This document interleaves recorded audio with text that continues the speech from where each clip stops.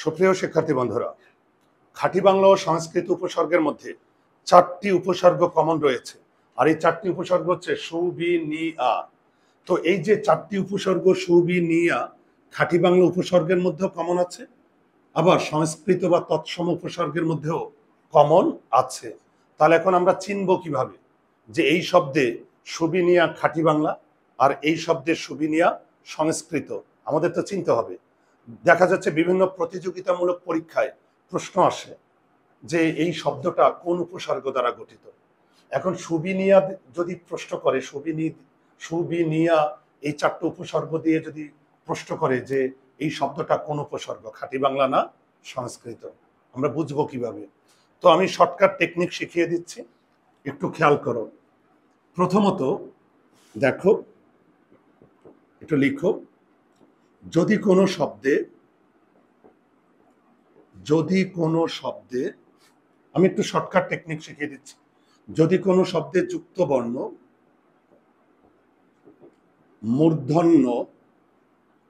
মূর্ধন্য স, যদি কোনো শব্দে যুক্ত বর্ণ মূর্ধন্য স থাকে, তবে ওই শব্দের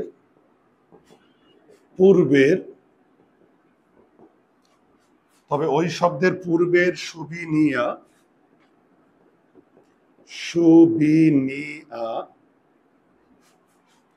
সাধারণত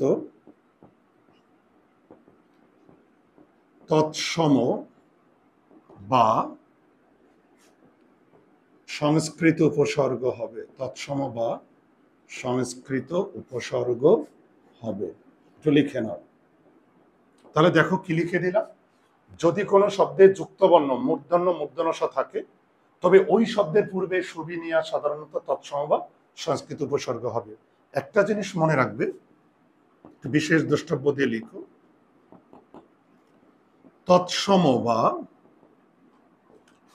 সংস্কৃত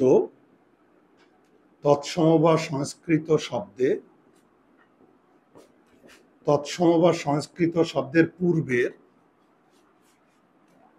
সুবিনিয়া সংস্কৃত উপসর্গ হবে। এটা লিখেছ? এখন তৎসম বা সংস্কৃত শব্দ চেনার কিছু টেকনিক আছে। তৎসম বা সংস্কৃত শব্দ আমরা কিভাবে চিনতে পারবো, এটার উপর আমার একটা ক্লাসের ভিডিও আছে, তোমরা চাইলে ওইটা দেখে নিতে পারো। এখন প্রশ্ন হচ্ছে, আমরা তৎসম বা সংস্কৃত শব্দের একটা বড় বৈশিষ্ট্য কি জানো? তৎসম বা সংস্কৃত শব্দের বড় বৈশিষ্ট্য হচ্ছে অধিকাংশ তৎসম শব্দ যুক্তবর্ণ বিশিষ্ট হয়। আমার কথায় বোঝা গেল? আর মূর্ধন্য স যে শব্দে থাকবে, ওই শব্দটা কি শব্দ? তৎসম বা সংস্কৃত শব্দ। ওই যে নত্যবিধান সত্যবিধান পড়েছ না? নত্যবিধান সত্যবিধান কোন শব্দের ক্ষেত্রে প্রযোজ্য? সংস্কৃত শব্দের ক্ষেত্রে প্রযোজ্য। তাহলে দেখো, আমরা তৎসম শব্দ চেনার একটা বড় বৈশিষ্ট্য এখানে যুক্তবর্ণ থাকতে হবে। আর যদি কোনো শব্দে দেখো এটা মূর্ধন্য স আছে, তাহলে ওই শব্দটাও কি হবে বলো? তৎসম বা সংস্কৃত শব্দ। তাহলে তৎসম বা সংস্কৃত শব্দ চেনার বড় 2টা বৈশিষ্ট্য দিয়ে আমরা এখন শিখব। ঠিক আছে? তাহলে একটু দেখো তো, আমি যদি এখন বলি, আচ্ছা আরেকটা আমি একসঙ্গে খাঁটি বাংলাটাও শিখিয়ে যাই। আর যদি ওই বৈশিষ্ট্য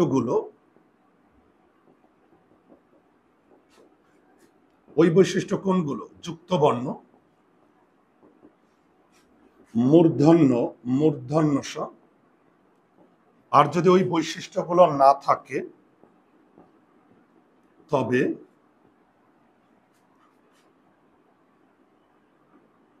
সেই সব শব্দের পূর্বের সুবিনিয়া খাঁটি বাংলা উপসর্গ হবে। খাঁটি বাংলা উপসর্গ হবে। একটু লিখে নাও। তাহলে দেখো তো, আর যদি ওই বৈশিষ্ট্যগুলো না থাকে, মানে ওই যুক্তবর্ণ মূর্ধন্য স, সহজ কথা, সংস্কৃত শব্দের বৈশিষ্ট্য যদি না থাকে, আমার কথা কি বুঝতে পারছো? সংস্কৃত শব্দের বৈশিষ্ট্য যদি না থাকে তবে সেই সব শব্দের পূর্বের সুবি নিয়া খাঁটি বাংলা উপসর্গ হবে। এখন যদি আমি উদাহরণ দিই এখান থেকে, দেখো তো, সুষম। আর একটা উদাহরণ যদি আমি দিই, সুসময়। খেয়াল করো, এখান থেকে আমি যদি বলি বিনম্র, আর যদি আমি বলি বিভাগ, খেয়াল করো তো, এদিকে দেখো সুষম, এখানে কি সু আছে না? আবার সুষম এখানেও তো সু আছে। বিনম্র এখানেও বি আছে। বিভাগ এখানেও কি আছে? বি আছে। খেয়াল করেছ? এখন পরীক্ষায় প্রশ্ন করেছে কি, যে কোন শব্দের সু খাঁটি বাংলা অথবা কোন শব্দের সু সংস্কৃত।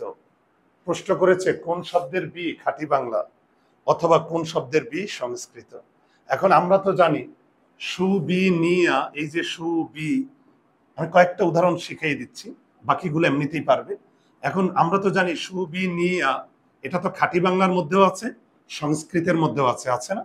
তাহলে এখন বুঝবো কিভাবে যে এই শব্দের সু খাঁটি বাংলা আর এই শব্দের বি সংস্কৃত? আমরা বুঝবোটা কিভাবে? দেখো তো, সুষম, এখানে কি মূর্ধন্যসা আছে না? মূর্ধন্যসা যদি থাকে তাহলে ওই শব্দের সু কি হবে বলো? সংস্কৃত। এটা সংস্কৃত উপসর্গ সু, বোঝা গেল? আর সুসময়, এখানে যুক্ত বর্ণও নাই, মূর্ধন্যসাও নাই, অর্থাৎ এখানে তৎসময়ের বৈশিষ্ট্য নেই। তাহলে এটা কি হয়ে যাবে? খাঁটি বাংলা উপসর্গ। এটা হবে খাঁটি বাংলা উপসর্গ। ঠিক দেখো তো, বিনম্র আর বিভাগ। বিনম্র, তোমরা বলো তো, বি এটা খাঁটি বাংলা হবে না সংস্কৃত হবে? হ্যাঁ, সংস্কৃত, কারণ এখানে যুক্তবর্ণ আছে। এই যে দেখো, একটা যুক্তবর্ণ আছে। যদি যুক্তবর্ণ থাকে, এই যে লিখে দিয়েছি, যুক্তবর্ণ যদি থাকে তাহলে এখানে বি হবে সংস্কৃত উপসর্গ। আর বিভাগ কি হবে বলো তো? খাঁটি বাংলা, কারণ এখানে যুক্তবর্ণ মূর্ধন্যসা নাই, তাহলে এখানে বি হবে খাঁটি বাংলা।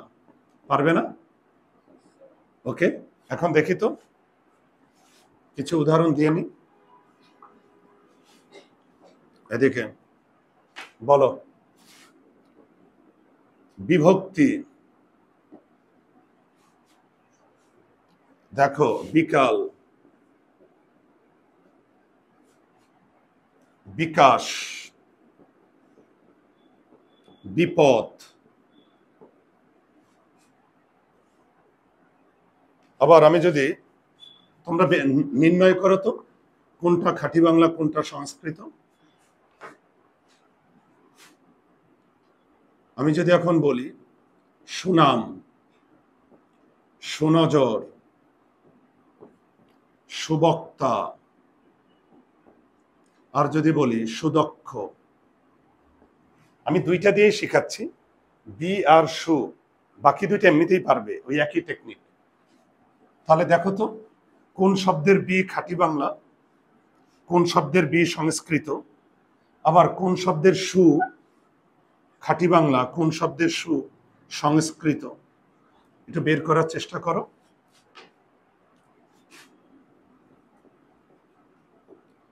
দেখো তো, এখানে কি যুক্তবর্ণ আছে? যুক্তবর্ণ থাকলে এখানে বি কি হবে? সংস্কৃত। এখানে যুক্তবর্ণ নাই, মূর্ধন্যসা নাই, তাহলে এখানের বি। আর আরেকটা জিনিস দেখো, প্রতিটা শব্দের আগে বি আছে, এবং দেখো এখানে সু আছে। তাহলে বিকাল, এখানে যুক্তবর্ণ নাই, মূর্ধন্যসা নাই, তাহলে এটা বাংলা, মানে খাঁটি বাংলা। আমি বাংলা লিখি। এখানেও দেখো যুক্তবর্ণ মূর্ধন্যসা নাই, তাহলে এটাও কি বাংলা, খাঁটি বাংলা। এখানেও দেখো যুক্তবর্ণ মূর্ধন্যসা নাই, তাহলে এটা কি হবে? এটাও খাঁটি বাংলা। সুনাম, এখানে যুক্তবর্ণ মূর্ধন্যসা নাই, তাহলে এটা কি হবে বলতো? খাঁটি বাংলা। সুনজর, এখানেও যুক্তবর্ণ মূর্ধন্যসা নাই, তাহলে এটাও কি হবে? খাঁটি বাংলা। সুবক্তা, এখানে যুক্তবর্ণ আছে, দেখেছ? তাহলে যুক্তবর্ণ যদি থাকে তাহলে এখানে সু কি হবে? সংস্কৃত। সুদক্ষ, আমরা জানি ক্ষীয় এটা একটা যুক্তবর্ণ না? ক্ষীয়টা কি? যুক্তবর্ণ। আর এই যুক্ত বর্ণটা ভাঙলে আমরা কি পাবো? ক যোগ মূর্ধন্য স। কি পাবো? ক যোগ মূর্ধন্য স। তাহলে যুক্ত বর্ণ যদি থাকে তাহলে এখানে সু কি হবে? সংস্কৃত। আমার কথা বুঝতে পারলে? তো বিভিন্ন প্রতিযোগিতামূলক পরীক্ষায় যে প্রশ্নগুলো আসে তোমরা আমার এই টেকনিক দিয়ে সেটার সমাধান দিতে পারবে। আমার কথা কি বুঝতে পারছো? সবচেয়ে বড় কথা হচ্ছে তৎসম বা সংস্কৃত শব্দে সুবিনিয়া তৎসম বা সংস্কৃত উপসর্গ হবে। কারণ তৎসম বা সংস্কৃত উপসর্গ কোন ধরনের শব্দে বসবে? তৎসম শব্দে। আবার খাঁটি বাংলা উপসর্গ কোন ধরনের শব্দে বসবে? খাঁটি বাংলা শব্দে। কিন্তু তারপরও তোমাদের বোঝার সুবিধার্থে আমি জাস্ট একটা টেকনিক দিয়েছি, কারণ বিভিন্ন প্রতিযোগিতামূলক পরীক্ষায় যে প্রশ্নগুলো আসে সেটা এই টেকনিক দ্বারা সমাধান করা যায়। তাহলে আমরা কিভাবে শিখব? যদি যুক্তবর্ণ মূর্ধন্য স থাকে তাহলে ওই শব্দের পূর্বে সুবিনিয়া কি হবে? আবার বলো, কি হবে? সংস্কৃত বা তৎসম উপসর্গ। ওকে। আর যদি যুক্তবর্ণ মূর্ধন্য স না থাকে তাহলে ওই শব্দের সুবিনিয়া কি হবে বলো? খাঁটি বাংলা উপসর্গ হবে। খাঁটি বাংলা উপসর্গ হবে। বোঝা গেল? কোনো সমস্যা আছে? ওকে।